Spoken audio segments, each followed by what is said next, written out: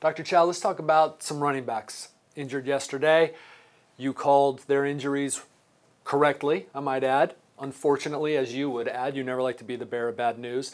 But Dalvin Cook, Minnesota Vikings running back, fantasy football star, torn ACL. What did you see that you said ACL? Well, you know, TV nowadays gives you really good copy. I mean, multiple angles and replays, and they got an angle from the sideline and from the end zone, and you could see an overstride, overextension, and a shift in his knee, and the way he pulled up on it. Unfortunately, it was pretty clear it was an ACL, and now, unfortunately, there's some reports of cartilage and meniscus as well.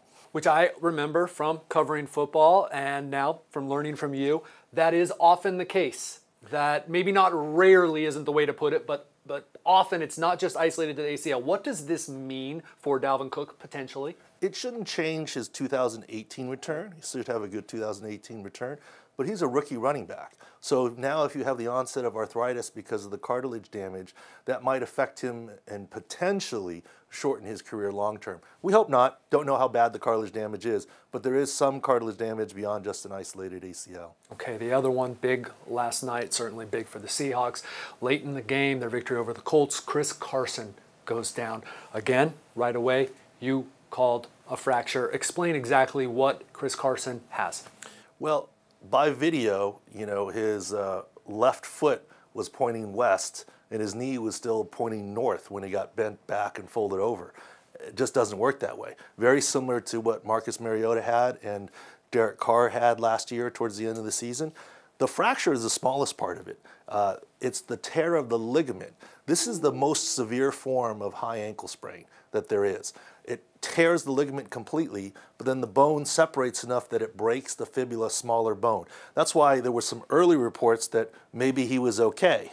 And you know what, let's use this as a time to educate how it is that we do things at ProFootballDoc, the 95% threshold, how you are looking at things on video and applying your knowledge of 17 years as a team physician, as an orthopedic surgeon as well. You saw this and you said, Kevin, this passes our 95% threshold. Let's go with it. Pete Carroll, meanwhile, the head coach of the Seattle Seahawks, had gotten an initial report that x-rays had been negative. He told his team that. Okay, you can see here where Danny O'Neill covers the Seahawks on the Twitter timeline, broke it down. So then the players imparted that knowledge to the media that, oh, it's not broken. This happens a lot, right? Because there can be stages in how a coach gets his information. Maybe sometimes a coach isn't forthcoming, but this sort of misinformation or jumbled information happens a lot. Well, it's understandable. Everyone likes good news. And if you hear something good news from your about your teammate when you thought his season was done, you want to go with it. Your mind fools you. We talked about how, you know, on players that I know, I'm almost more reticent to call an injury because I feel bad for them in terms of what's going on. So I'm not wishing for bad news here. I'm just trying to be factual, looking at the mechanics. It's no different than when you go to a doctor and he says, well, how did you hurt your knee? And you tell him. Well, the video is, the history is telling you what happened. And that's kind of what we do. And with Chris Carson, I think it was pretty clear. Obviously, the initial ankle x-ray was negative, but the fracture was higher up near the knee. It's still an ankle injury. The foot twisted out so far that it twisted and then broke the fibula up higher. But the fracture isn't the big deal.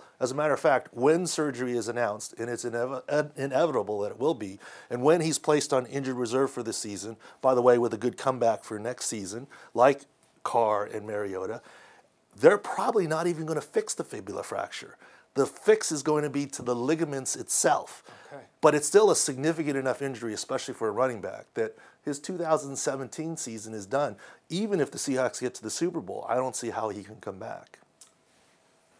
When it's on ProFootballDoc.com, it meets our 95% threshold. Unfortunately, I would add for Dr. Chao, proved correct about these two running backs on Sunday.